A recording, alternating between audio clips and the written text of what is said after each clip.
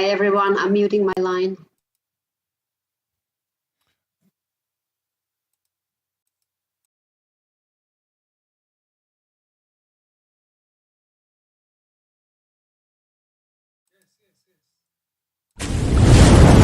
Catch the Torah wave, everybody. Welcome back to our weekly Genesis class live from Jerusalem with Rabbi Chaim Goldberg, who's been teaching us the depth of Torah in the book of Genesis. Beautiful, beautiful, beautiful stuff. I'm getting many compliments on this class, and the numbers have been growing steadily, and so we appreciate it. Feel free to press that like button on YouTube and share it all over social media. We do appreciate it. So let's just jump right in and see how Rabbi Goldberg's doing. Of course, as always, we're joined by many, many, many people in the Zoom room from around the planet. So, yeah, you're live, Rabbi, and we're going to turn it over to you. Good evening, everybody from Jerusalem. Today is a very important day. We're celebrating coming back to Jerusalem. I was this morning in the Western Wall, and also people are, I don't know how much you know exactly the situation where is it allowed to go in the Temple Mount. There are places that we are not allowed to go inside, and there are places that we are allowed. This morning I was there also with a lot of people. Something like now there's something like 25,000 people in the area there. All of them with the it's a very small area for that.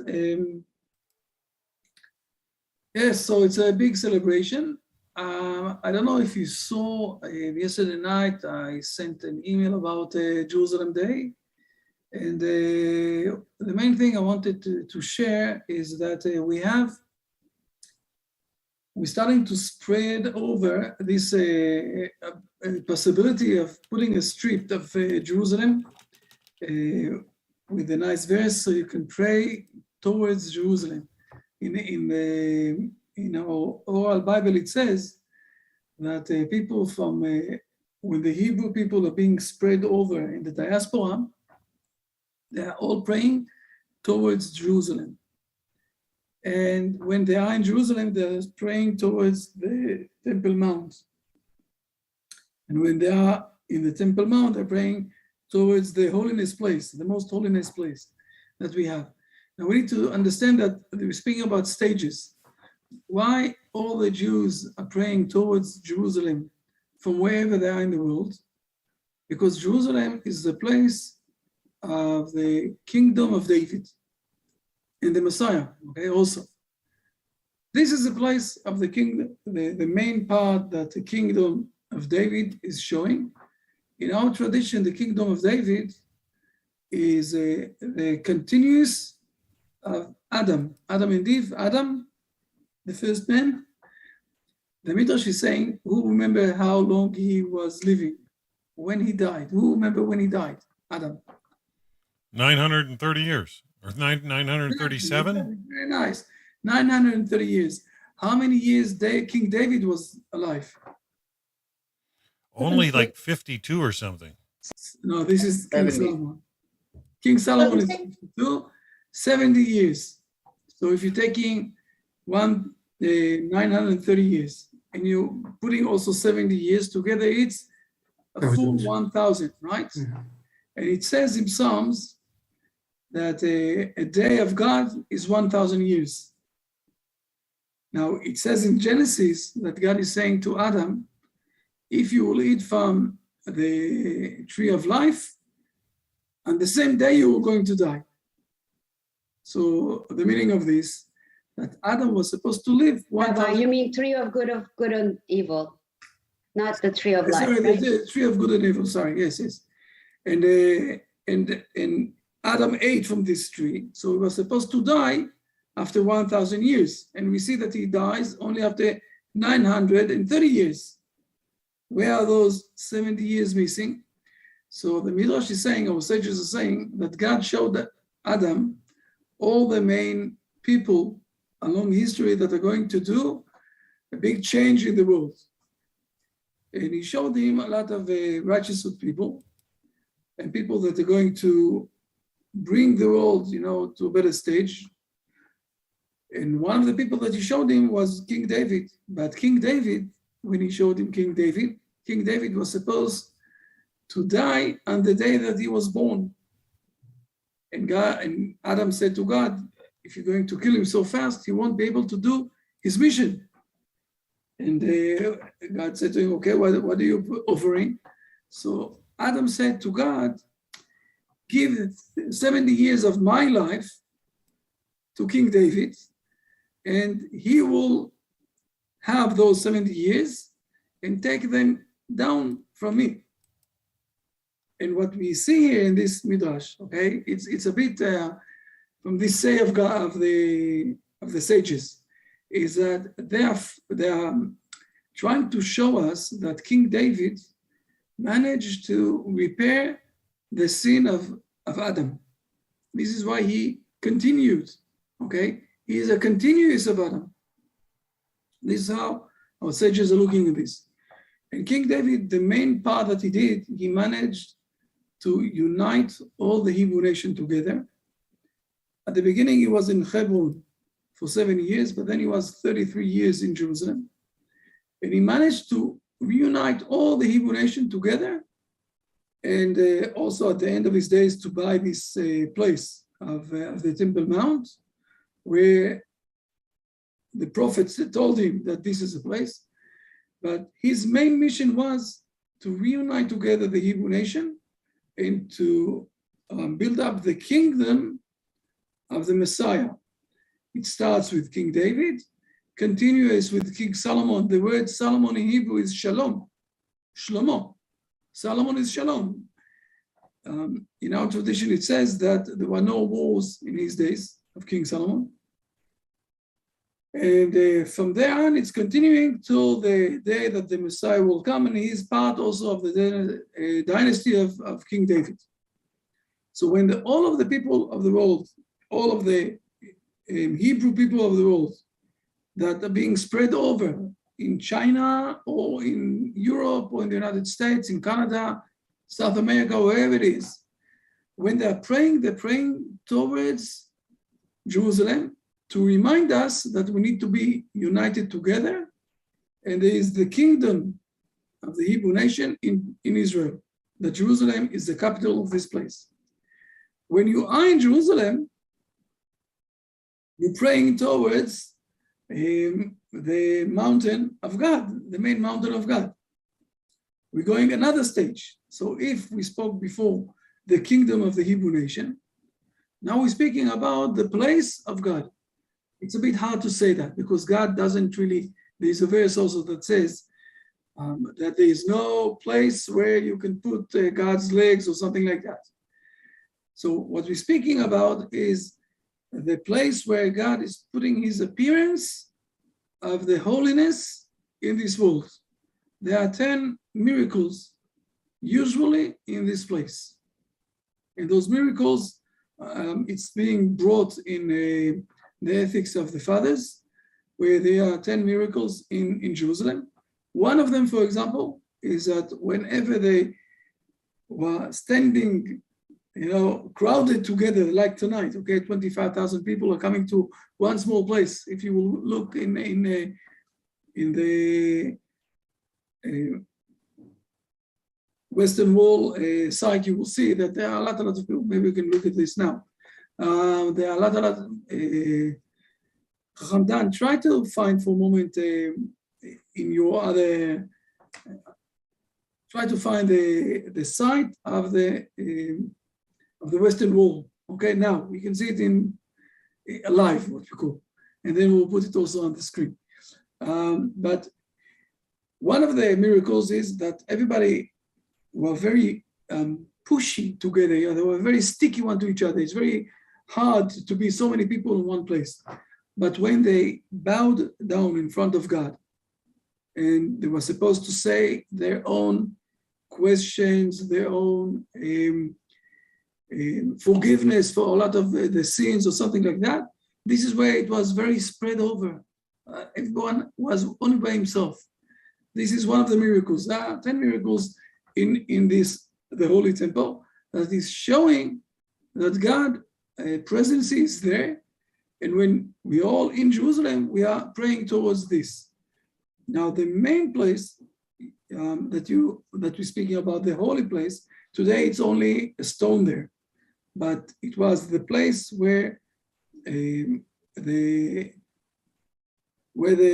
put also what we call the Ten Commandments, the stone of the 10 Commandments, the broken one and the full one.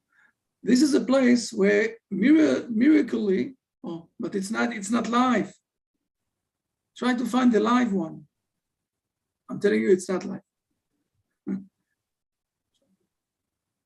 This is a picture. Try to find the live one, and we will all be amazed, to see so many people there with the white shirts and everything else. The main holy place of the temple is a place where it's not really the place. I will call it like that. There is a miracle there inside that they put inside the how do you call it? It's I will say it in Hebrew, okay? With the imakuvim, the aron imakuvim, okay? The place where they put all the 10 commandments, the stones of the 10 commandments, and you can't measure the place. You're going from one place from one side to another side. It doesn't have a place there. Okay, this is yesterday. Also, this morning it was like that. You can't find. I sent you a link on the chat. You can't find the live one. Yeah, there is. No.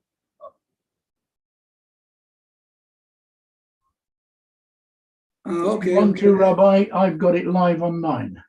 Let me give you the possibility of sharing the screen. Okay, you can share the screen now.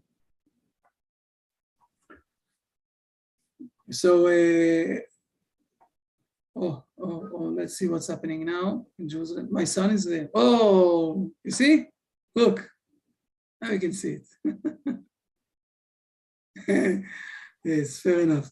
Now, again, the main holiness place is not this wall. It's in behind the wall. Okay, now if it's already put it like that, leave it like that for a moment. So please look, and can you see my mouse? Please look on the left side. This is not holiness for the Arabs. This is the place of the holiness of the Arabs. Okay, this is a place where they're throwing at us stones,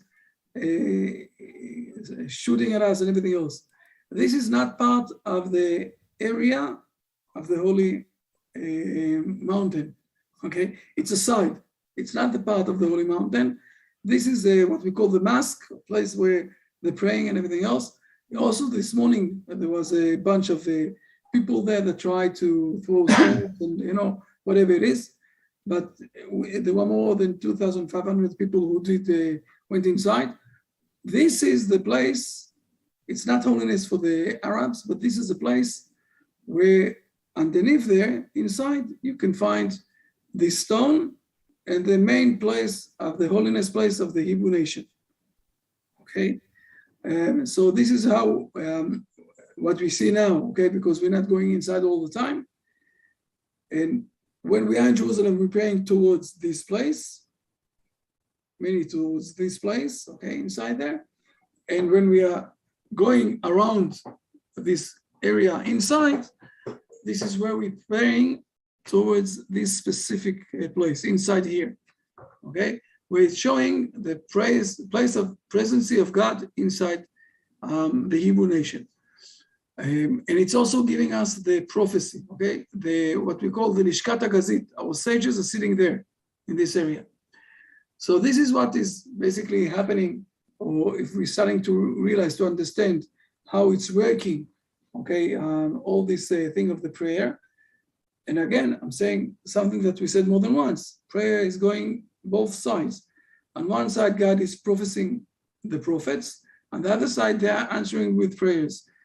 Also, the exact wordings of the prayers that we have today, the exact wordings that we have today, who wrote them, who gave them to us, the prophets. The last prophets that we had, they sat down and wrote down the exact prayers and how to pray. What you see in the Brit Shalom, in the Brit Olam prayer book that we have, that is a bit adjusted to people who are not Jewish people, Gentile. It's also with the wordings of the prophets. Okay, this is how it's working. It's not that you can. There is also a place there that you can say whatever you want to say with yourself. There is a place like that inside the prayer. It's called the Shomea Tfilah. It's called the prayer that you can ask also your private questions or private requests from God. But mainly, most of the things that we are praying are related with bringing the Messiah to the world, with building up the Hebrew nation and bringing back the prophecy that the relationship between God and the world will get back to the best place, or to the best level that we were before also, before God spread us over and sent us and took the prophecy 2,400 years ago. And then also a lot of the things that is written down in the Bible. Rabbi, we can't hear you. A lot of things are written when the prophecy will return back. Can you hear me now? It's okay? The video, from the noise from the video. So let's close it. Let's go. We can close the video. Okay? Fair enough. One of the things that we need to realize also that when the prophecy will return back, there will be a lot of I'm trying to be very careful with my words, okay? There are going to be few new insights, I will say it like that, that the prophets will teach us how to learn and how to understand the words of God that are related to the age of the Messiah. And it's going to be a bit different with few things. For example, one of the debates that we have in the Hebrew sages, one of the main debates that we have, are there going to be sacrifices of animals or just sacrifices from the field, like the wheat or things like that, or also animals? Now, if you think good, you will see that today there are some people and some, groups that are against slaughtering animals, right? So maybe it is going to this way that we're not going to slaughter animals at all, and we're going to do something a bit else in the Temple Mount. Even though when you look today in the Bible, you see that it's very clear that you're also slaughtering animals. You're also slaughtering the cows, or not the cows, the bulls and things like that. But there is a list of things that we know today that there are some discussions between the sages, but we are waiting patiently that the prophecy will return back and the sages will sit down and will speak about the things that are going to get connected with God, and God is going to speak with him. So this is mainly, I will say, the opening. Now, one of the most important things that we need to realize, and I'm saying it from time to time, so it's also a good opportunity to say that, is that if you will ask a Hebrew person, what are the fundamental ideas that you need to believe as a Jewish? Do you know what the fundamental principles that we need to believe as a Jewish people? Tell me some of them, please. First of all, how many? How many do we have? 13, very nice. 13. Remember the 13. The truth is that the Maimonides always said 14, but never mind that. I won't go into this. 13, very nice. Is it possible to remember all the time the 13, or it's too much? Do you know how the brain is working? We know the brain have the front memory and the back memory, okay? In the back memory, we have a lot of things. In the front memory, normal people can remember between 4 to 8 things, okay? Between 4 to 8, or 4 or 8. This is the maximum. To remember 13 things, it's too much. So a sage said, no, it's only 6. No, it's only 3. No, it's only 1. Do you know what is the most important from the 13? That from there, all the rest is coming out. Yes, Travis, but you need to open your muted microphone. Yes, the belief and reverence of Hashem. That's where everything comes from. They believe in what? Hashem, and the Creator. Hashem. Yes, He is there, He is alive, and He is over us. So I'm sorry, but it's not the right answer. Okay. I knew that. That's my answer. Fair enough. Someone else wants to say or to think, what is the main one that from there everything will continue on? Hashem is one. Sorry, Bart, again? Hashem is one. Hashem is one. No, this is also not the main one. Okay. Coming of the Messiah? No, this is also not the one. Okay, Yes. I'm going to say my Yes. opinion. Is it the Torah, the divinity of the Torah? When you say the divinity, what do you mean the word divinity? Means it's the word of God. It's the word of God. And Okay, fair enough. That is- Okay. First of all, Lara, very nice. Okay. The divinity of God, okay, or the words of God, to understand and to realize that the words of God is something from a new dimension that it's not related to our recognition, to our mind, to our understanding. Next week, Sunday, okay, we won't be able to have a lesson because we're going to celebrate Shavuot. Shavuot is the day that God gave us the 10 Commandments, okay, He spoke with us. I want to show for a moment three verses. But before we're going to see them, I want to say a story, okay? Let's think for a moment of a Jewish boy who was born in Jerusalem in the part of what we call the Mea Shearim, those people that are imitating Europe 200 years ago, okay? They're going with the black suits. They don't want to have any television. They don't have any internet. They have nothing. They are trying to imitate, whatever it was 200 years ago you know what, to do something more clear to you. There is a tribe of how do they call them? In the United States also, that they behaving in this way. The Amish. The Hamish cult, okay? Let's think for a moment that a boy 5 years old in the Hamish cult is coming to his mother, okay, and saying to her few words in Japanese, and they have also a camera, okay, nice camera, and she's asking, what is this? From where do you know those words? And he is answering her, I met someone. He told me a few words in Japanese, and he gave me this as a present.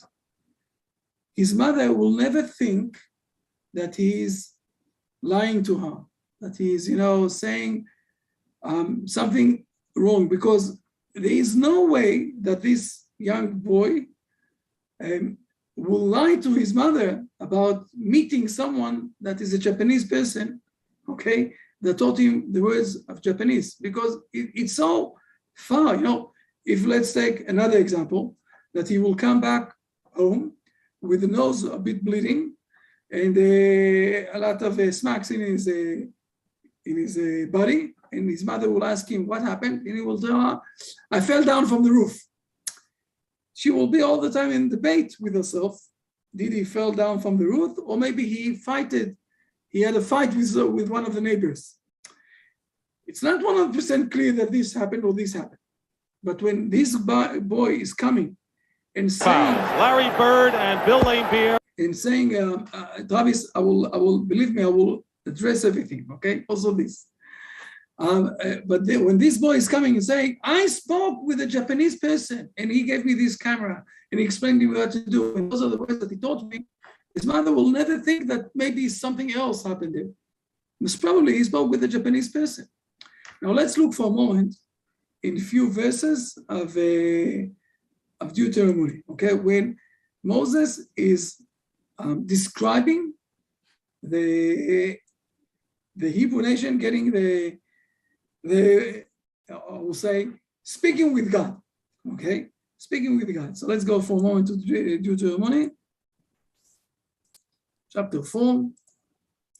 Chapter 4 in Deuteronomy is a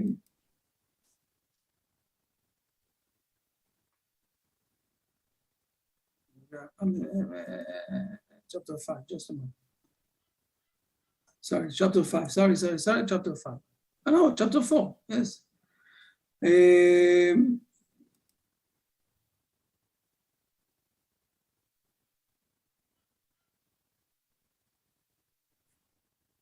Please read verses number 9 and 10, please.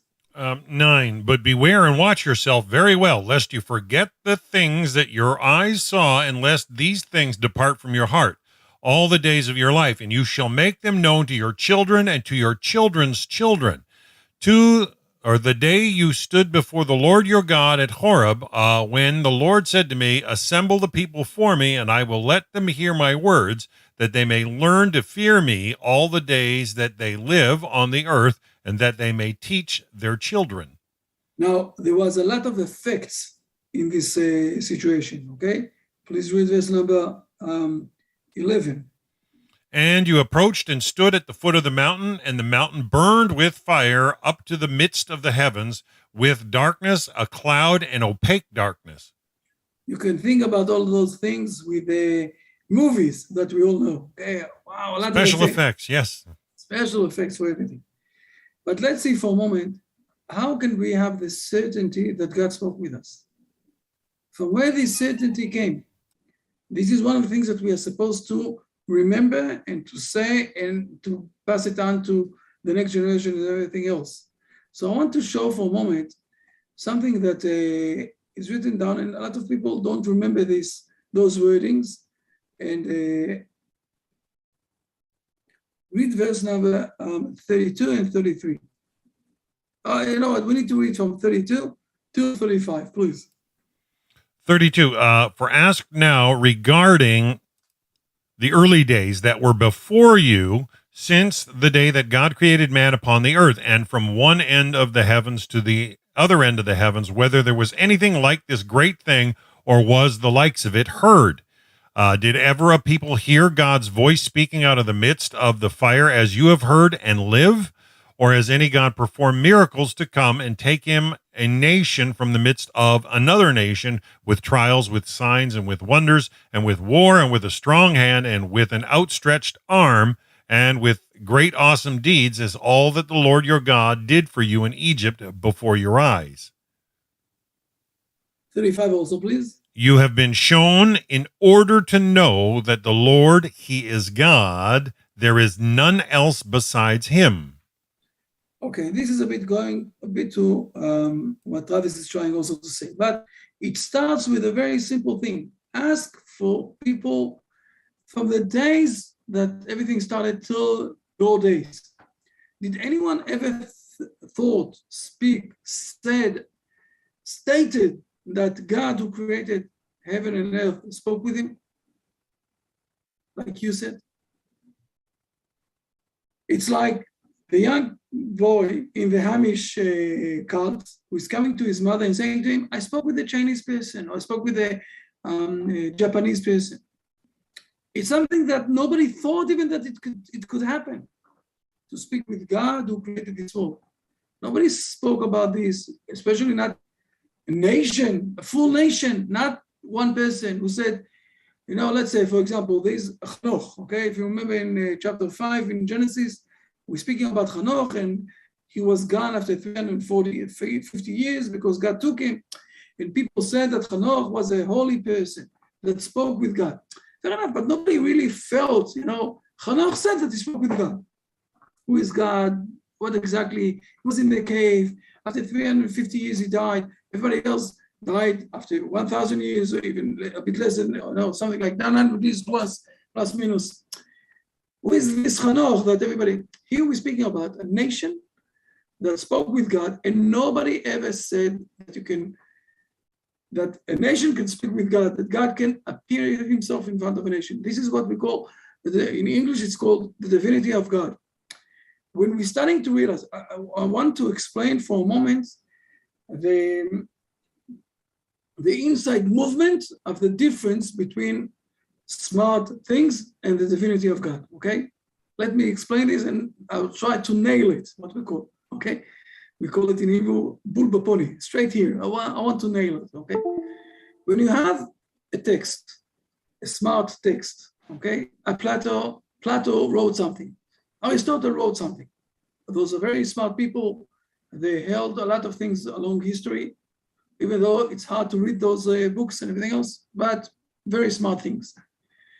And if you don't understand what it's written down, so a lot of times you can say, he doesn't know how to write things. I have a better understanding than him. And this is what happened along history.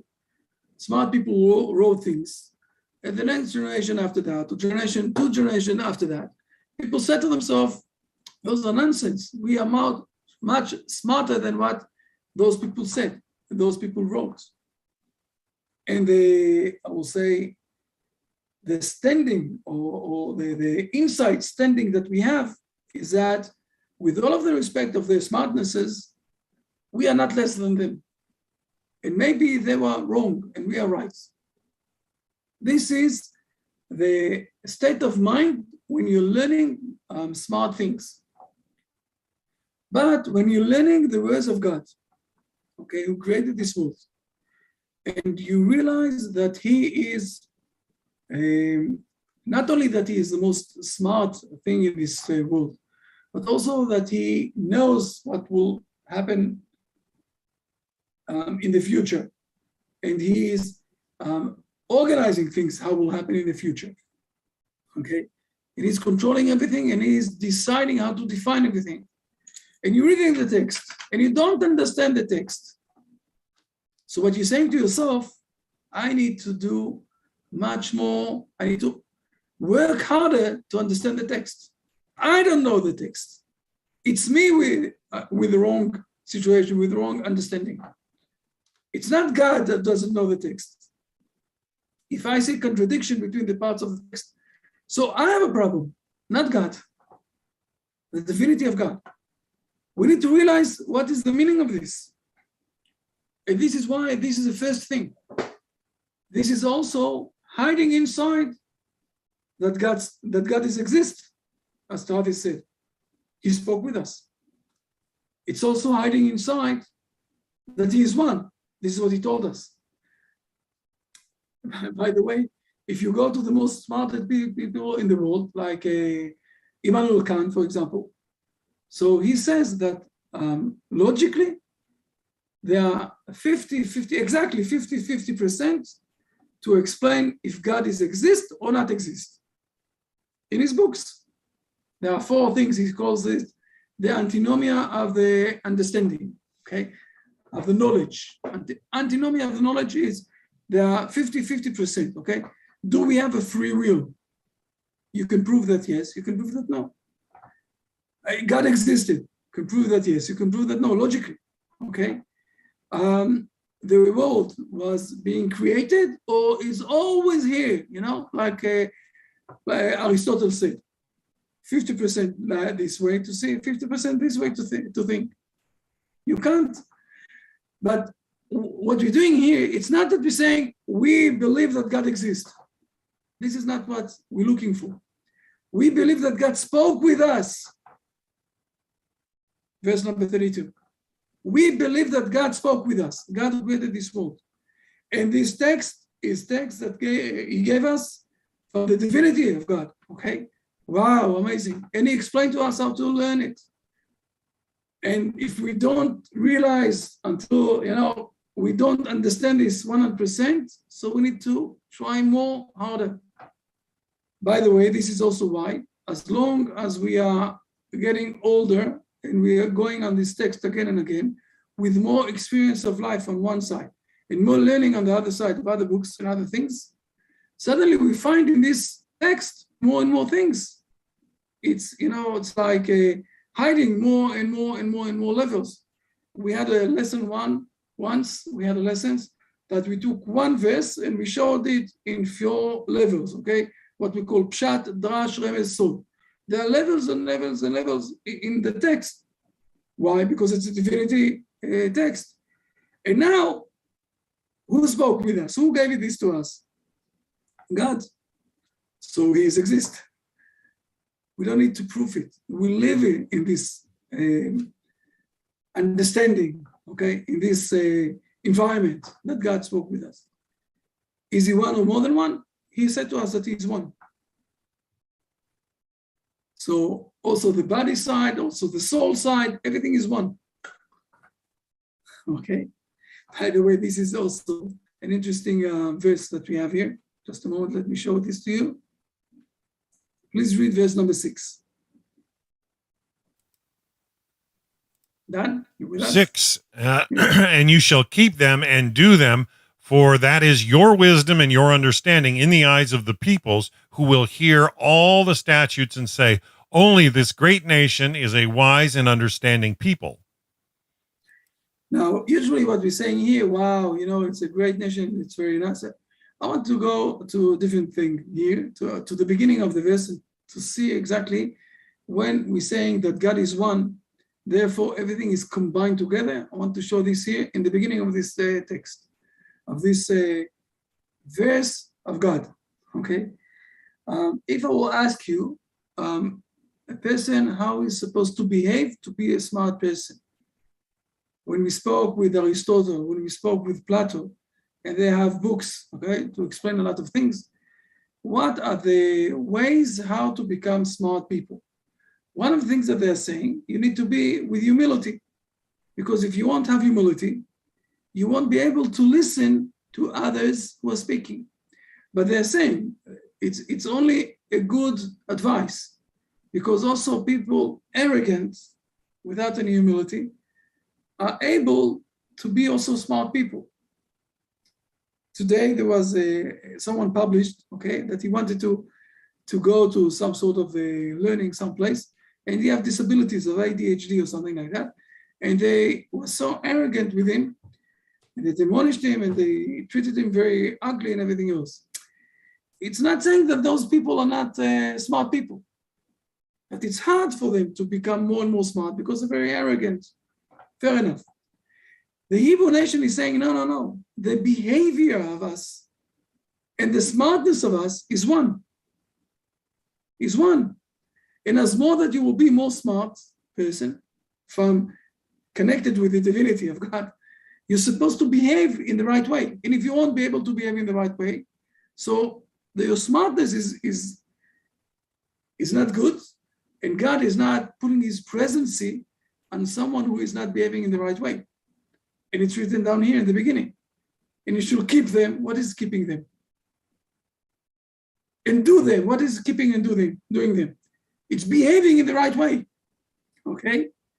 And this is your understanding and your smartness. It's going together. The understanding is related to your behavior.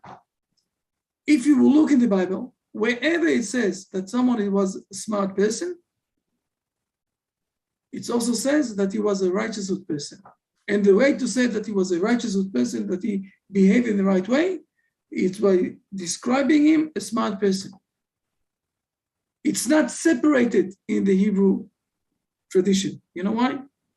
Because God is one. So he also created the side of the brain and the side of the behavior.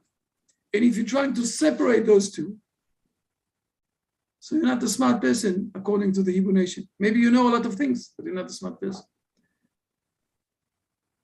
It's written down here. It's a bit hiding, but it's written down.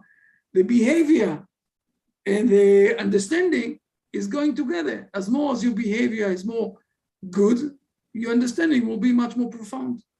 As more as your behavior is more ugly, whatever it is, so your understanding will have problems. It's going together. One God. And it's all starting from the divine part of the movement of your life. And this is the most important things. From there on, we can go with a lot of things, all the 13 things coming from there. But this is the thing, I will say it like that. It's a new dimension. It's a dimension that is starting to explain the difference between how the Hebrew nation is living in this world and trying to bring all the world to this level. and the rest of the world who is living in the smartness side. But then there are a lot of separations. There is a story in the Hebrew 100 years ago, okay, in the Jerusalem University. It's a true story. In the Jerusalem University, there was a person there that taught ethics, how to behave ethically.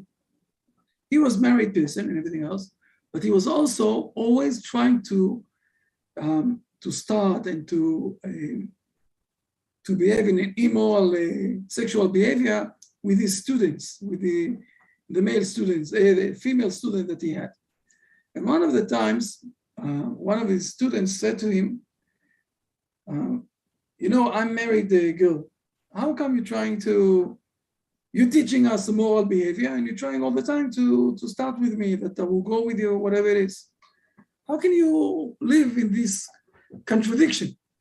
So he answered her, do you always asking from mathematics, a professor for mathematics, to be a triangle? No. So why are you asking for me to be an ethic behavior? It's not related. I'm teaching something from my brain. It's not related to my behavior. Now, he wasn't a frum person, he wasn't a religious one. But this is exactly the situation.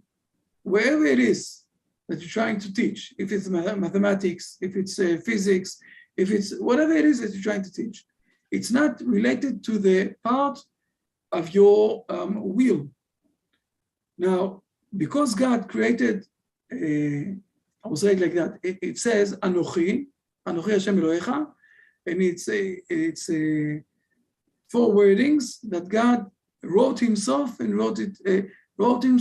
gave it to us in the Torah. Okay, this is how we're explaining the word Anochi. God wrote himself, his will, and put it in the Torah. So when you're learning the Torah, one of the things that's happening to you is your will is changing for becoming good. The tree of knowledge, we said it, remember that? The tree of knowledge and the tree of good and bad, the tree of life and the tree of knowledge, good and bad, are one tree in the eyes of God. We said it, we showed it already more than once. So if you're learning the Bible in the right way, what will happen to you is your will is going to change into behave. You're going to behave in the right way. And this is what we also read there in this verse. Because God is one. So everything is coming from this divinity side. This is what our sages are saying.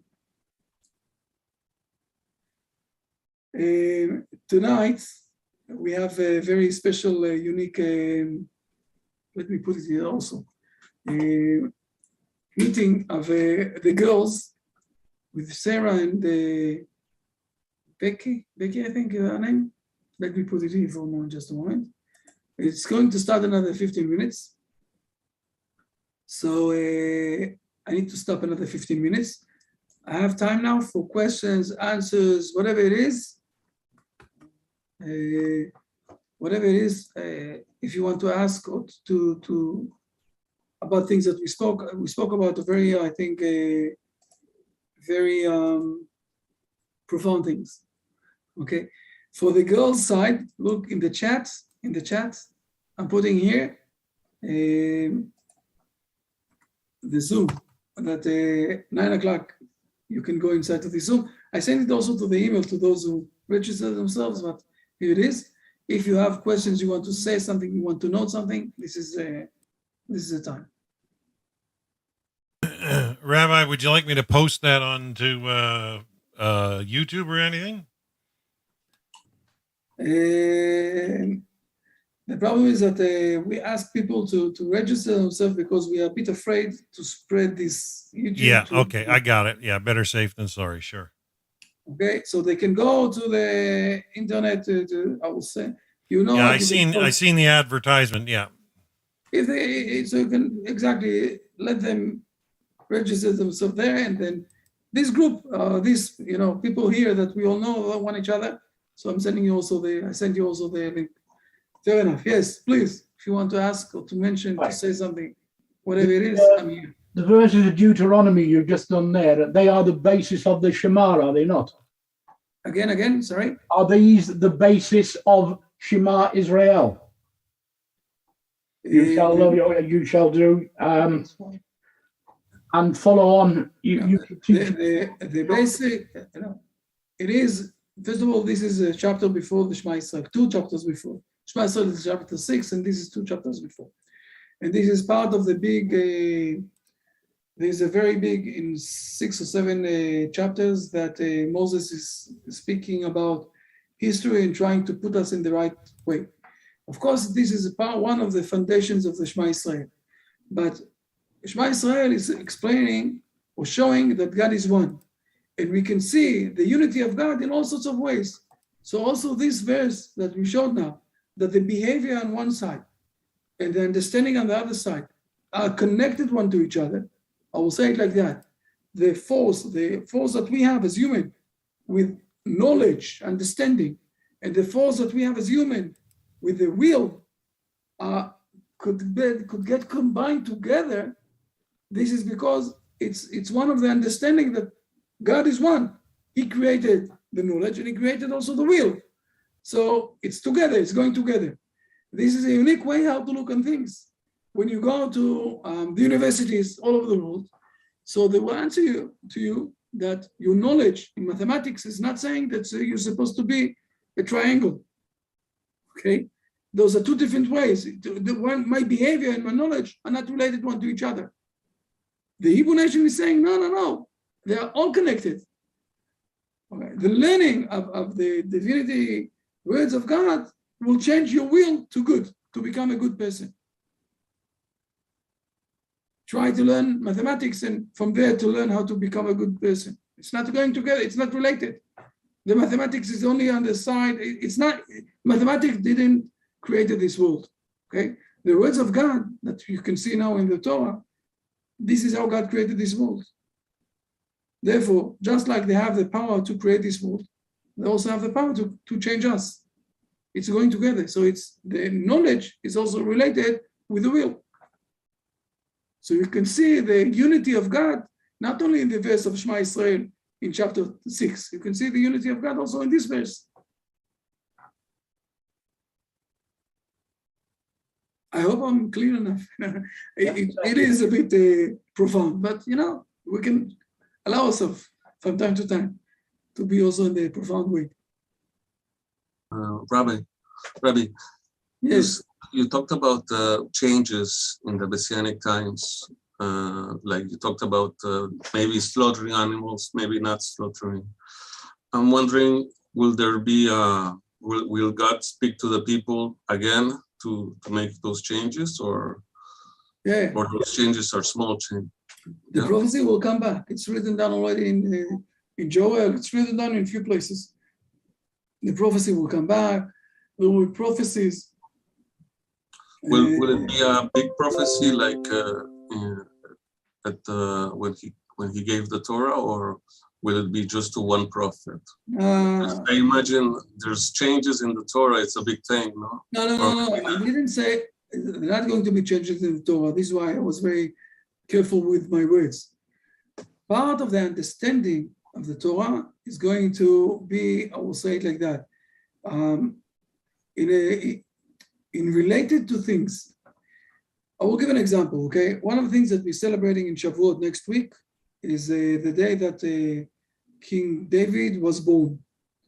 One of his great grandmother was Ruth, okay? What we're going to speak, the women are going to speak another few minutes. Ruth, okay? Now, it's written down in the Bible in one place that you're not allowed to bring inside to the Hebrew nation people from Moab.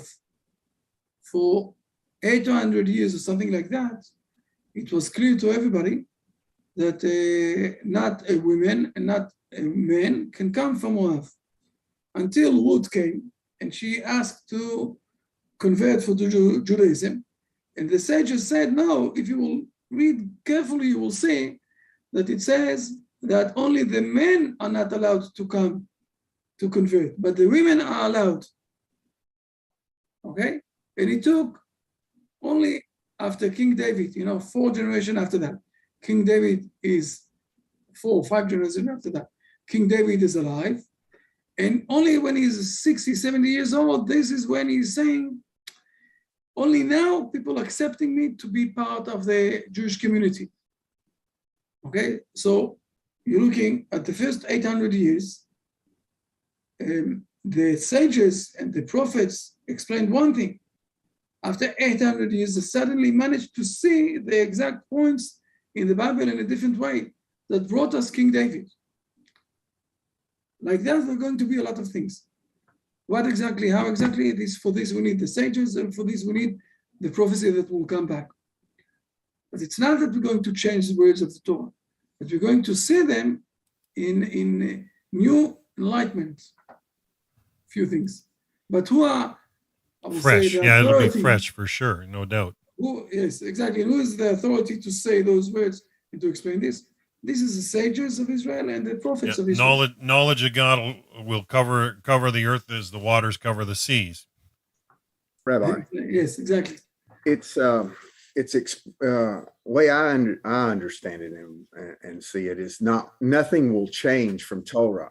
Torah is, when read and understood, and I don't understand it all, but as much as I do, it's the guide to living in Gan Eden on earth, to bringing Gan Eden to earth. And that's what happens during the time of Mashiach, is it not? That those who believe, understand, and we will all understand the teachings of the Torah at that point. Now people take them and they say, oh, well, there's slavery and there's death and there's war and there's all this. But when you get into those, you understand that there was reasons for everything that happened. When somebody was sold into slavery, it's because they had committed crime, or they owed money, or they needed money, and they done it themselves. It wasn't that man went out and collected. It's that there were reasons for everything, and we'll understand those reasons in the time of Mashiach, and that it won't be changed. You're right. At the time of the Messiah, Mashiach certain down that people will knowledge God. You mentioned the verses.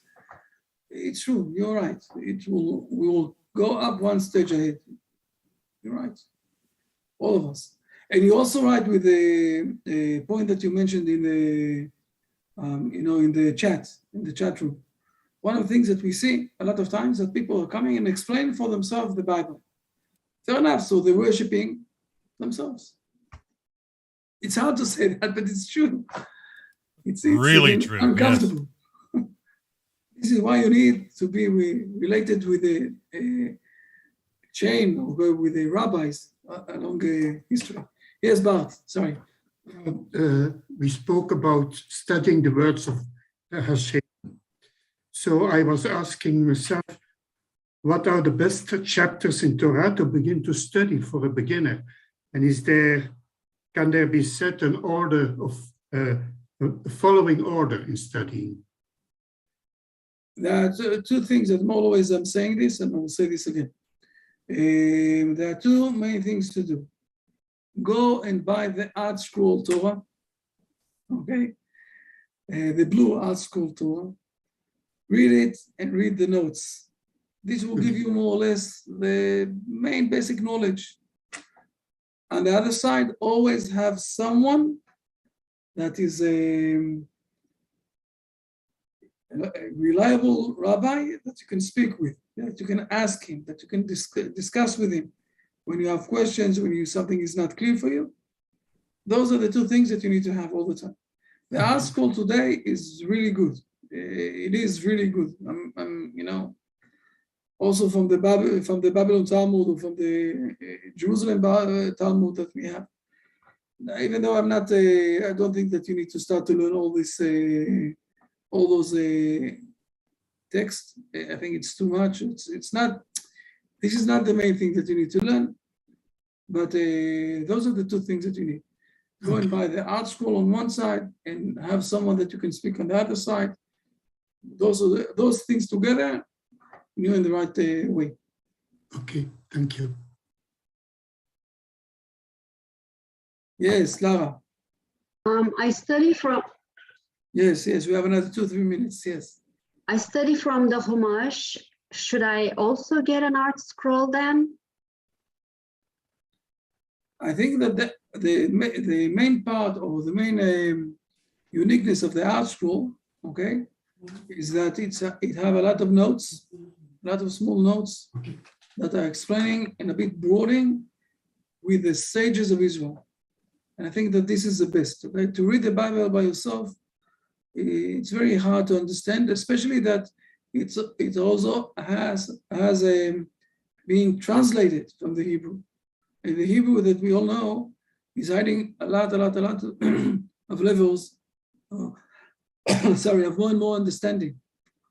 And the art school is giving you more or less the boundaries, I'll call it like that.